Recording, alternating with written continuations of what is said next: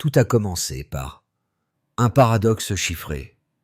3 économies fragiles défiant un bloc régional de 15, pourtant sûr de sa force. En quelques semaines, alors que les ambassades fermaient et que les comptes étaient gelés, les lignes d'influence se sont déplacées vers Ouagadougou, Bamako et Niamey, renversant la logique habituelle des rapports de pression. Comment Ibrahim Traoré, capitaine devenu chef d'État, a-t-il transformé la peur en mobilisation, la pénurie en symbole, l'isolement en ressort politique partagé? Sous la poussière de l'aube sahélienne, une idée nue s'est levée. La souveraineté ne s'achète pas, elle se tient debout. L'annonce d'Abuja a déclenché plus qu'une crise diplomatique. Elle a posé la question de savoir qui écrit encore l'histoire de l'Afrique. En plaçant l'option militaire sur la table, l'ECOWAS pensait rétablir l'ordre. Mais face à la menace, Ibrahim Traoré a promis de ne plus jamais laisser les décisions vitales se prendre hors du Sahel. Son pari: prouver qu'un continent peut se tenir sans tuteur, qu'une économie affamée peut s'organiser sur la foi et la volonté. Cette promesse a immédiatement éveillé la fierté des peuples. Dans les rues, les slogans n'appelaient pas à la guerre, mais à la dignité. Les jeunes burkinabés ont compris que la bataille n'était plus celle des armes, mais celle de la mémoire. Rester debout ou retomber dans le silence imposé. Derrière la rhétorique, une promesse simple se dessinait.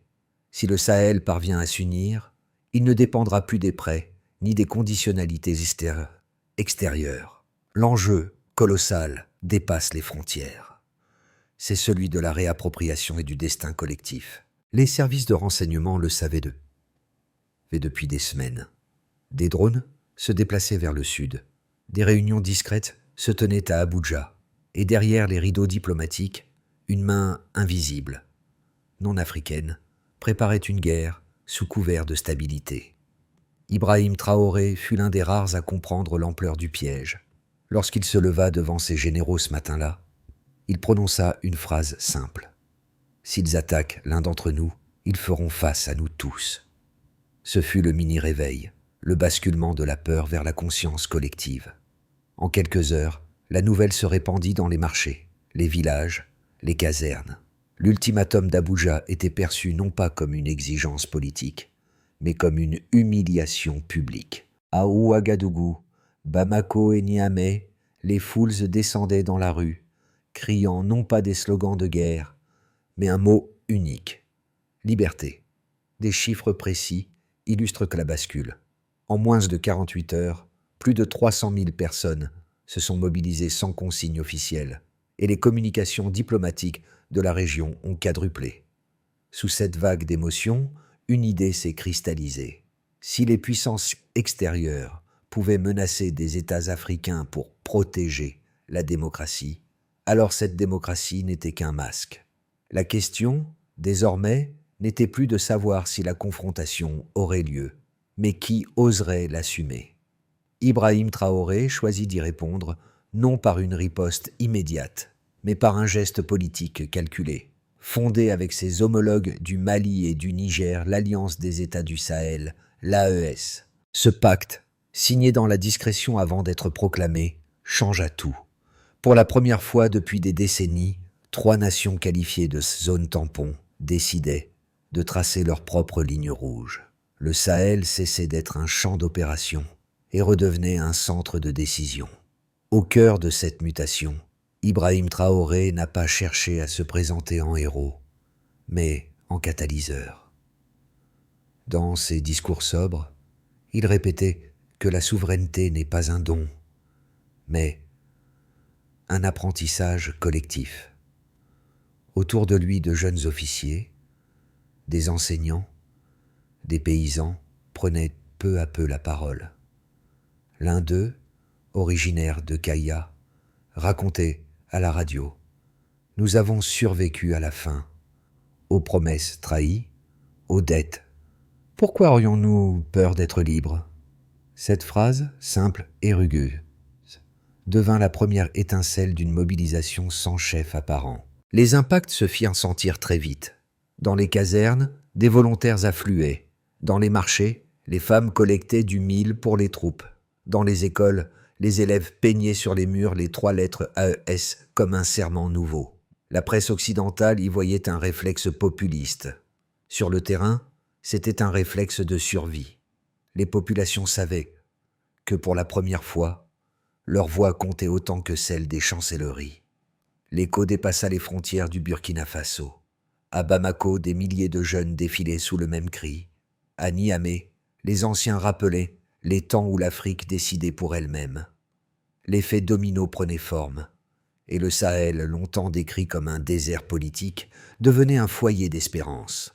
L'enseignement de cette phase fut clair.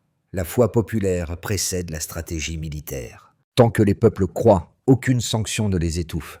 Lorsque les premières sanctions tombèrent, le choc fut brutal. Les banques internationales suspendirent les transferts. Les ambassades occidentales fermèrent leurs portes et les marchés se vidèrent. Tout semblait annoncer l'effondrement. Mais Ibrahim Traoré, au lieu de reculer, prononça une phrase qui changea le cours des choses. « Si le prix de la souveraineté est la faim, nous apprendrons à vivre avec la faim. Mais nous mangerons avec nos mains. » Ce ne fut pas une provocation, mais un serment national. Le récit se divise alors en 3 actes. Au lendemain de cette déclaration, l'alliance AES prit forme officiellement. 3 signatures, 3 drapeaux, une même ligne de défense, plus de décisions sous influence étrangère. Ce geste, perçu à l'extérieur comme un coup de tête, fut à l'intérieur un acte fondateur. Les radios locales diffusaient la nouvelle en boucle. Dans les villages, on brandissait des morceaux de tissu peint aux couleurs du Sahel. Face à cette affirmation, l'ECOWAS durcit le ton. Ultimatum, menace d'intervention, blocus économique. Abuja devint le centre nerveux d'une diplomatie sous pression.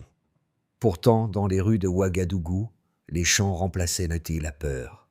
Des volontaires se formaient spontanément et les forgerons martelaient dans des lances toute la nuit. « Nous ne mourrons pas pour un homme », disait un habitant de Kaya, mais pour que nos enfants n'aient plus à baisser la tête. Les chiffres de mobilisation témoignent d'un basculement. En 10 jours, plus de 500 000 civils s'étaient engagés dans des réseaux logistiques ou humanitaires liés à l'AES.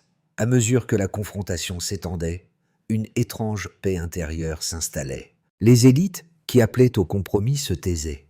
La jeunesse, elle, trouvait dans cette adversité un but.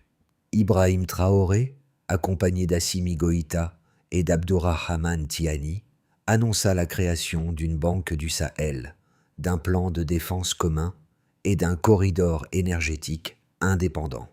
Dans les capitales européennes, ces annonces furent lues plus comme une menace. Au Sahel, elles furent vécues comme une renaissance. À la fin du mois, le sentiment général n'était plus celui d'un siège, mais d'un éveil. Les rues vibraient d'une certitude nouvelle. Il n'existait plus de retour possible. Ainsi, le moment d'asphyxie s'était mué en souffle collectif. Au milieu du tumulte, les chiffres commencèrent à raconter une autre histoire. 3 indicateurs suffisent à comprendre l'ampleur du basculement voulu par Ibrahim Traoré et ses alliés. La mobilisation citoyenne, la redirection économique et la dynamique régionale. Avant la crise, à peine 15% de la population adulte du Burkina Faso prenait part à une activité civique organisée. 3 mois après la formation de l'AES, ce taux atteignait 52%. Dans un pays où la méfiance envers les institutions dépassait les 70%, ce retournement statistique était sans précédent. Ce bond ne s'explique pas par une campagne politique, mais par une logique de responsabilité partagée. Les gens ne recevaient plus d'ordre. Ils agissaient parce qu'ils se sentaient comptés dans le récit national. Les échanges commerciaux avec les partenaires occidentaux chutèrent de 38% au premier semestre. Pourtant, la production agricole augmenta de 11% dans le même temps, grâce à un redéploiement local des ressources. La Banque du Sahel, créée dans l'urgence, rassembla 420 millions de dollars d'actifs initiaux, tous issus de contributions africaines. Ce chiffre, modeste à l'échelle mondiale, incarnait une autonomie financière symbolique. Pour la première fois, le capital du Sahel ne dormait plus à Paris ni à Londres. Avant la signature de l'AES, le bloc Sahel ne représentait que 9% du PIB de l'Afrique de l'Ouest. 12 mois plus tard, grâce à la coopération énergétique et aux corridors commerciaux internes, cette part dépassait 15%. Les indicateurs de croissance régionale, souvent manipulés pour masquer la dépendance, révélaient enfin une tendance inverse. Moins d'aide, plus de coordination. Les observateurs parlaient d'un miracle arithmétique. En réalité, c'était une reconversion psychologique. Le chiffre n'était plus une preuve extérieure, mais un témoin de confiance intérieure. En confrontant ces données, on comprend que la résistance n'était pas une posture idéologique. Elle devint une équation viable. Souveraineté et efficacité, X cohésion. Pour Ibrahim Traoré, ces résultats ne validaient pas seulement une stratégie militaire ou politique, mais un principe fondateur. Un peuple qui mesure sa propre action cesse d'être mesuré par les autres. Face à la montée de l'Alliance du Sahel, deux récits se sont affrontés. Le premier, porté par les chancelleries occidentales, décrivait Ibrahim Traoré et ses alliés comme des putschistes dangereux, menaçant l'ordre régional. Selon ce discours, l'armée avait confisqué la démocratie et ouvert la porte à des influences extérieures, notamment russes. Le second, défendu par des intellectuels africains et des mouvements de jeunesse, voyait dans cette rupture non pas une dérive, mais un réalignement historique. Les défenseurs du premier récit invoquaient la légalité. Aucune révolution ne peut justifier la suspension d'une constitution. Les partisans du second rappelaient la légitimité. Aucune constitution ne vaut si elle protège la dépendance. Entre ces deux pôles, un débat profond s'est installé, révélant les fractures de la pensée africaine moderne. Les chiffres mêmes devinrent des armes rhétoriques. Les institutions financières soulignaient sur la baisse de 40% des flux entrant d'aide internationale, preuve, selon elles, du coût du nationalisme. Les économistes du Sahel répondaient que sur la même période, les exportations locales avaient progressé de 12%, signe d'un renouveau endogène. Le conflit n'opposait plus les armes, mais les définitions. Qu'est-ce que c'est que la stabilité? Qui décide de la norme du progrès? Dans une rare interview, Ibrahim Traoré répondit calmement « Nous ne refusons pas la démocratie, nous refusons qu'elle soit livrée en kit depuis l'extérieur. » Cette phrase devint un pivot du débat. Elle transformait la polémique en réflexion. Si la démocratie est une construction locale, alors la contestation du modèle importé devient un acte de cohérence, non de rébellion. Ainsi, même les critiques les plus dures furent contraintes d'admettre une évidence. Le Sahel n'était plus un espace subissant des décisions, mais un acteur formulant sa propre équation politique. « Ils disent que nous sommes petits ». Cette phrase, lancée par Ibrahim Traoré lors d'un discours télévisé, fut un électrochoc. En quelques secondes, elle renversa la perception de faiblesse que l'on collait au Burkina Faso. Le dirigeant poursuivit « Ils oublient que les pyramides furent-ils bâties avec du sable ». Derrière la métaphore, une vérité nue. Le poids d'un peuple ne se mesure pas en tonnes d'armes, mais en profondeur de conviction. Ce fut le point médian du récit, celui où le conflit devint spirituel autant que politique. Les rues vibraient, les radios locales diffusaient la même mélodie. Le Sahel ne cède pas. Mais dans l'ombre, les drones s'activaient, les comptes se figeaient, et les alliances invisibles se nouaient. Pour les partisans de Traoré, ce moment ne symbolisait pas la provocation, mais la révélation. L'Afrique, longtemps spectatrice de sa propre histoire, venait de redevenir sujet. Ce fut moins une déclaration qu'un miroir tendu, où chacun du Nigeria au Ghana pouvait lire la même phrase. « Nous sommes encore debout ». Après le choc symbolique du discours de Ibrahim Traoré, les conséquences concrètes se sont manifestées dans 4 sphères distinctes, nationale, diplomatique, économique et sociale. Chacune traduisait, à sa manière, la mutation d'un continent en quête d'autonomie. Au Burkina Faso, les ruptures d'approvisionnement auraient pu briser la société. Elles l'ont soudée. Dans les 10 premières semaines du blocus, la production agricole de subsistance augmenta de 8%, tandis que les circuits locaux d'échange triplaient. Les villages mirent en place un système d'entraide que les économistes étrangers jugèrent archaïque. Sur le terrain, il s'agissait d'une économie de survie efficiente. Les milices citoyennes, approvisionnées par les habitants, dépassaient les 20 000 volontaires. Les ambassades occidentales avaient quitté Ouagadougou. En retour, des représentations africaines s'ouvraient. Le Mali, le Niger et la Guinée établirent des missions conjointes. L'Union africaine, d'abord prudente, dut reconnaître la stabilité inattendue du front sahélien. Pour la première fois depuis des décennies, une voix régionale parlait sans traducteur. La Banque du Sahel lança ses premiers prêts à taux 0% pour les coopératives agricoles. Dans le même trimestre, les importations d'énergie chutèrent de 27%, mais furent partiellement compensées par les premiers panneaux solaires du projet Sunlight Trans-Sahel. Ce n'était plus un rêve. Un réseau énergétique de 80 millions d'habitants prenait racine. Les pertes de devises furent lourdes, mais la confiance interne explosa. Selon un sondage indépendant, 82% des Burkinabés déclaraient croire en l'avenir du pays, contre 26% avant la crise. Dans les écoles, les enfants apprenaient l'histoire récente non comme un trauma, mais comme une renaissance. Des campagnes locales promouvaient la langue mourée dans les médias publics. Les femmes, d'abord simples relais logistiques, devinrent les symboles de la résilience. L'expression populaire « manger avec nos mains » prit un sens nouveau. Travailler ensemble, sans intermédiaire. Ce qui, pour l'extérieur, semblait isolement, était en réalité une reconfiguration sociale. Ibrahim Traoré avait réussi ce qu'aucune administration n'avait tenté.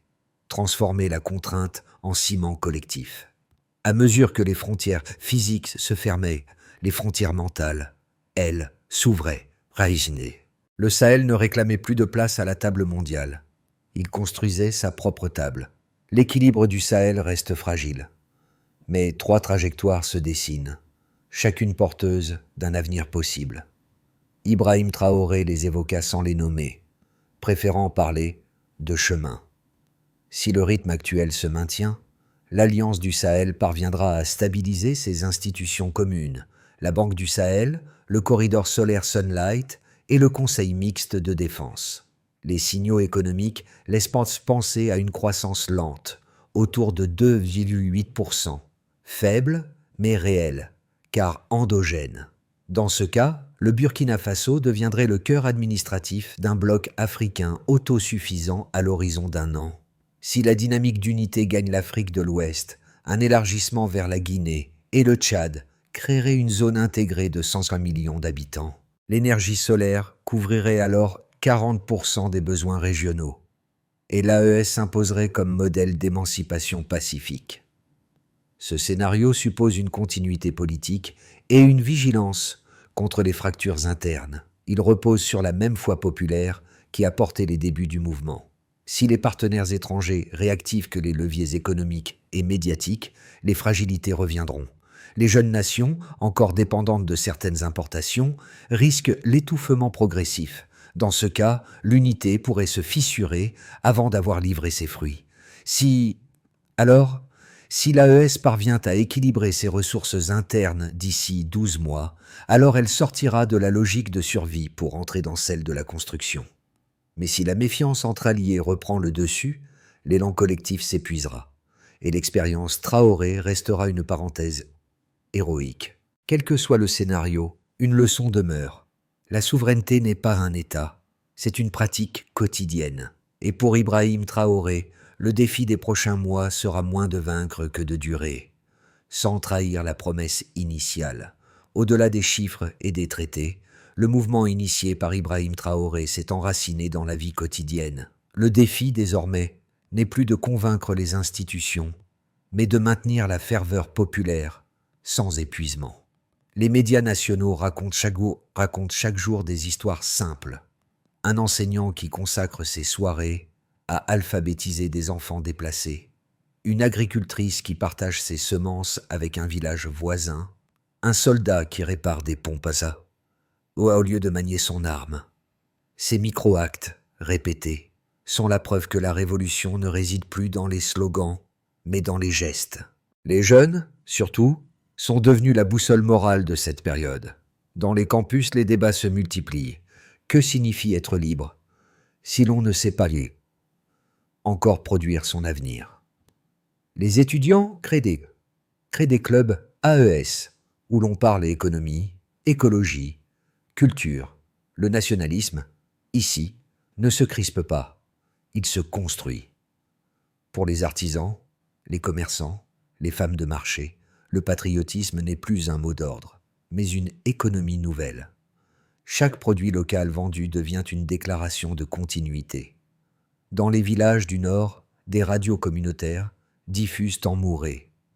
Ne vends pas ta dignité pour du riz, cultive ta liberté. En fin de compte, le projet de Traoré touche moins la tête que le cœur.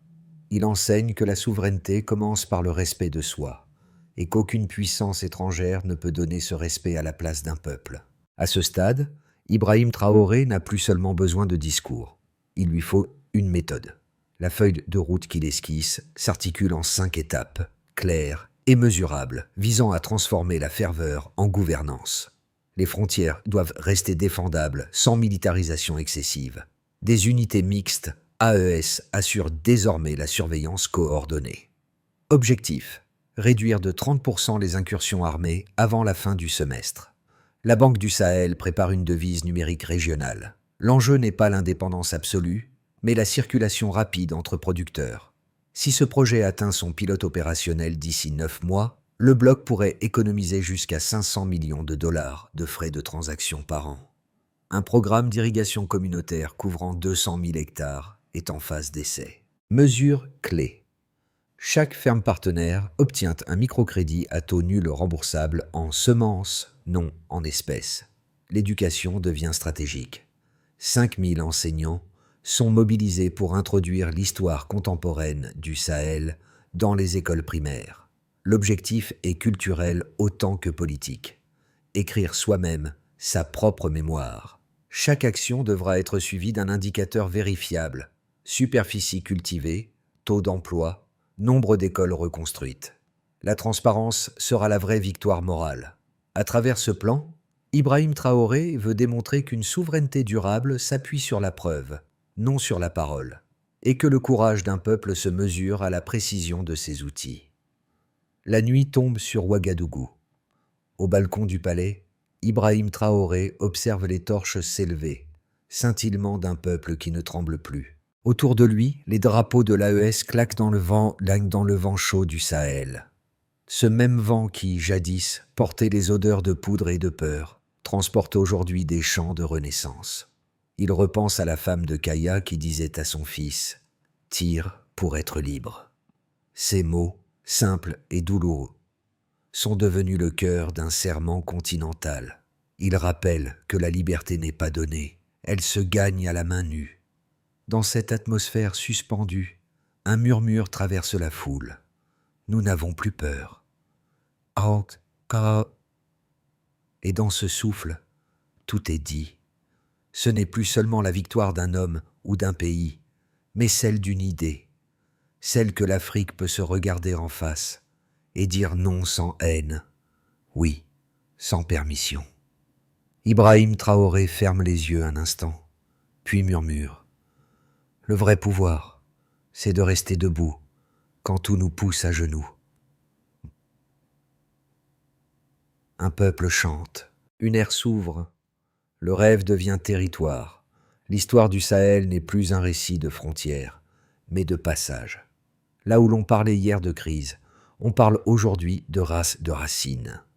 Ibrahim Traoré, sans triomphalisme, appelle à un dialogue simple, que chacun, dans sa langue, raconte comment il se relève. Car c'est ainsi que se construit une mémoire durable, non par les armes, mais par les voix. Sur les réseaux, les messages affluent. Enseignants, travailleurs, artistes partagent le même refrain. Nous sommes encore debout. Ce n'est pas un slogan, c'est une invitation. L'Afrique n'a pas besoin qu'on la sauve, elle a besoin qu'on l'écoute. Alors, si vous croyez que la souveraineté ne se mendie pas mais se cultive, partagez cette histoire, discutez-en, contredisez-la, prolongez-la, que le monde voit que la liberté ne se prononce pas seulement dans les discours, mais dans les gestes de ceux qui continuent d'espérer. Car du Burkina Faso au reste du continent, une même idée se répand. Un peuple qui raconte son destin ne peut plus être effacé.